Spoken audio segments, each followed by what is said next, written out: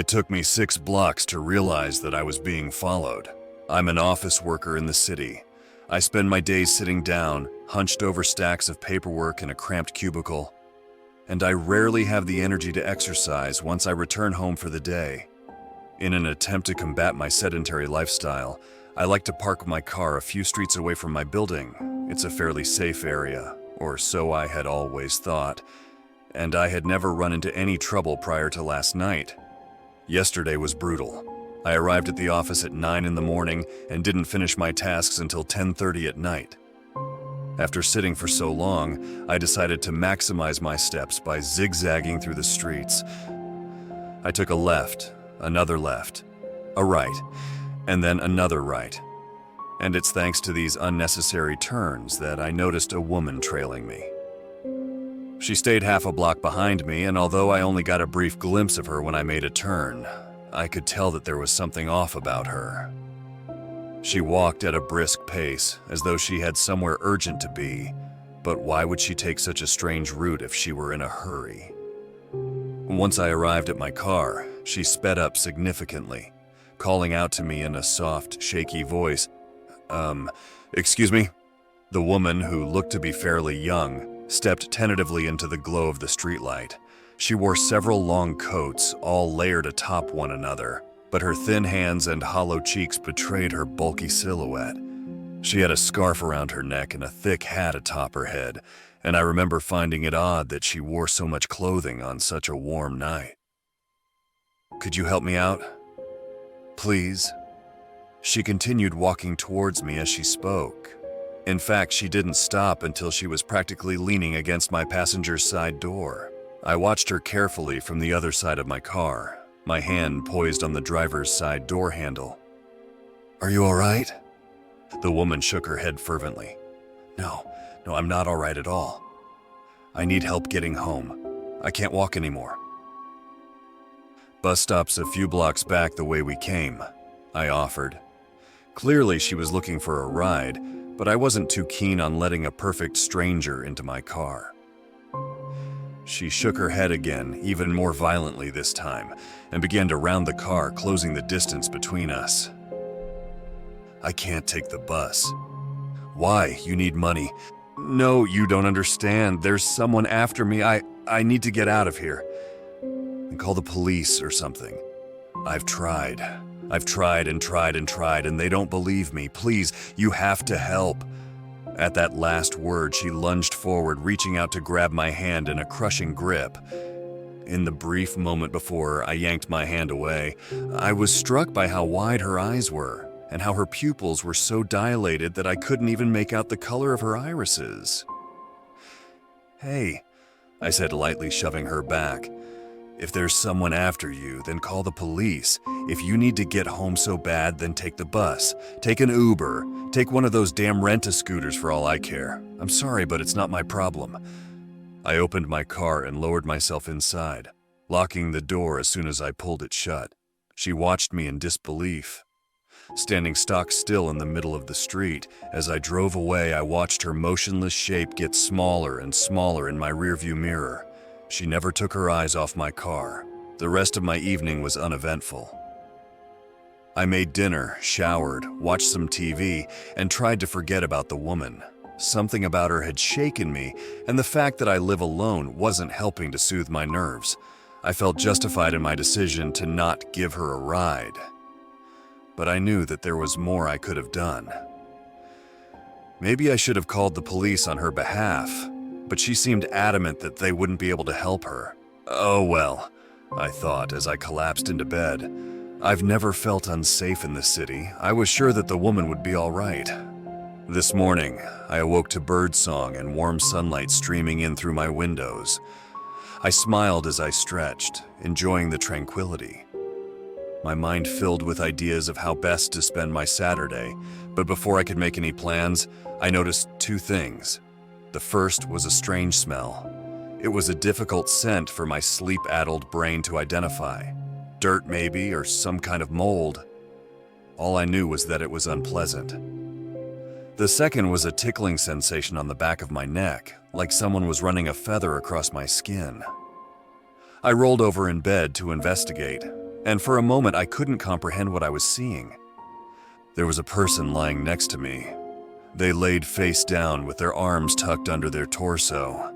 They looked to be fairly petite, although since they were mostly under the covers, it was hard to tell where exactly their body ended. Long, brown hair fanned out in all directions, covering the sides of their face, their neck, and their upper back. The few slivers of skin I could see through the blanket of hair were so pale that they were almost white. It took me a few seconds to realize that I wasn't dreaming, but once I did, I shot out of bed, tripping over my own feet as I scrambled towards the other end of the room. How long had that person been lying beside me? How had they gotten into my home in the first place? The thought of a stranger creeping into my house in the middle of the night and getting into bed with me made me feel sick.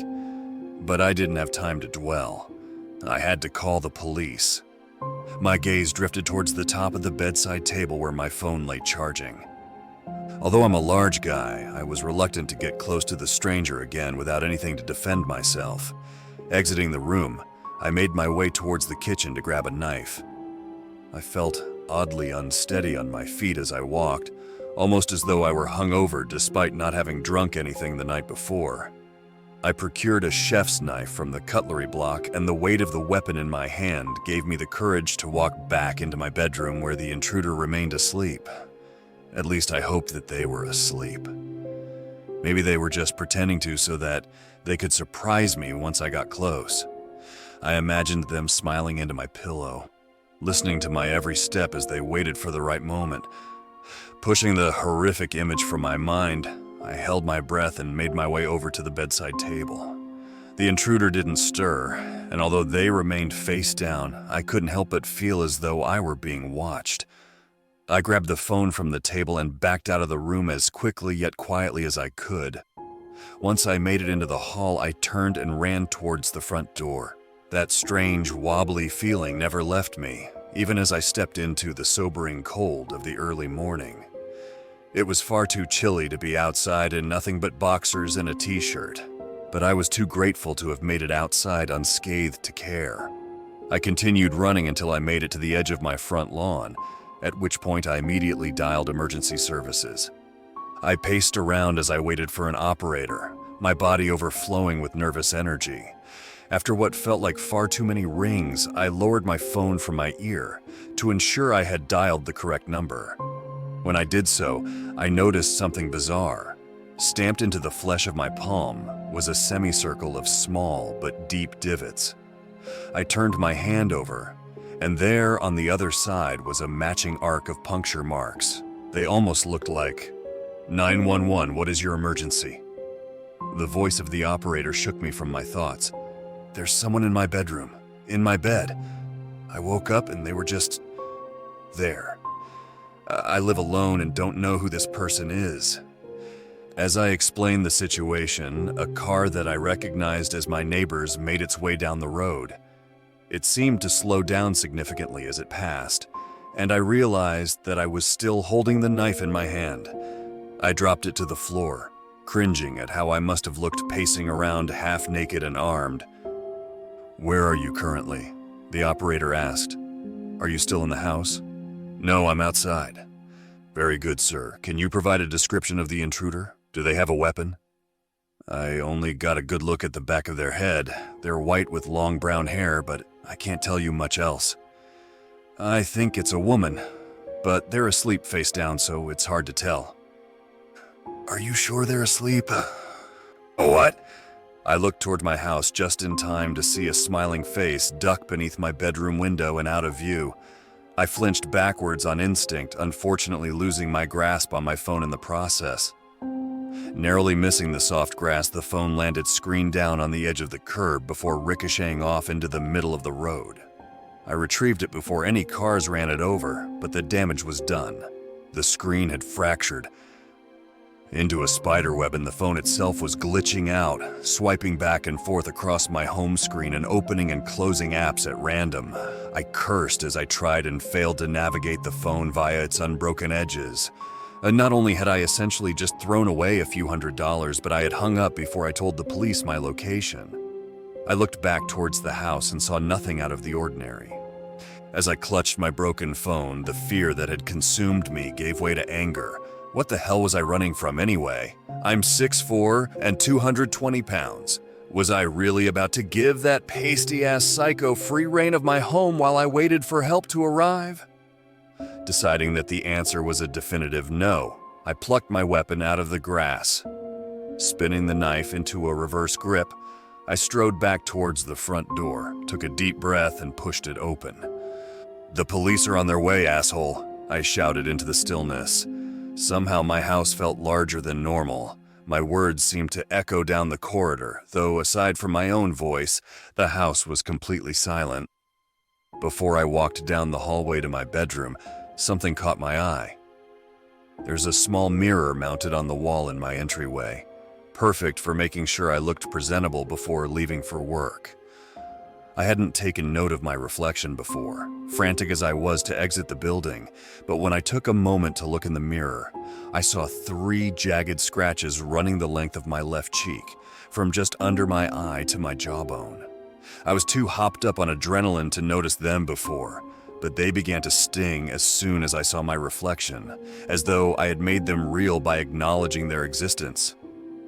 Certainly, those scratches were the work of the stranger in my bed. Why they would do such a thing, I wasn't certain. But perhaps I was about to find out. Each step I took towards my bedroom did more to shake my resolve than the last. There was someone in there, I was sure of it. I felt the same innate sense of wrongness one gets when they know they're being watched or followed. Once I made it to the end of the hallway, I readied myself for a fight and peered around the corner. My closet door was open, as was my window. But far more unsettling than the yawning emptiness of my closet and the curtains billowing in the breeze was the fact that the figure was still in my bed. They had not moved an inch since I ran. They had not moved an inch this entire time. "Are you sure they're asleep?" Walking to the edge of the bed, I reached out my free hand and, grasping a bony, pale shoulder, turned the figure's torso onto their back. The head did not follow. There is no intruder in my bed, but there is a decapitated corpse. It's been hours now, and I have yet to work up the nerve to turn the head face up. I don't know what to do. I don't know who to call. My story is completely outlandish. I highly doubt the police will believe that I had no part in the murder of the person in my bed, especially after my neighbor spotted me with scratches on my cheek and a knife in my hand. I can think of no one to turn to, no one who can help without condemning me to either a prison cell or an insane asylum. Somehow I have to fix this. I have to, whether that means disposing of the body myself or catching a murderer who seems to have disappeared into thin air. At present, I have only a single clue, a message carved neatly into the clavicle of the victim reading, "Your problem now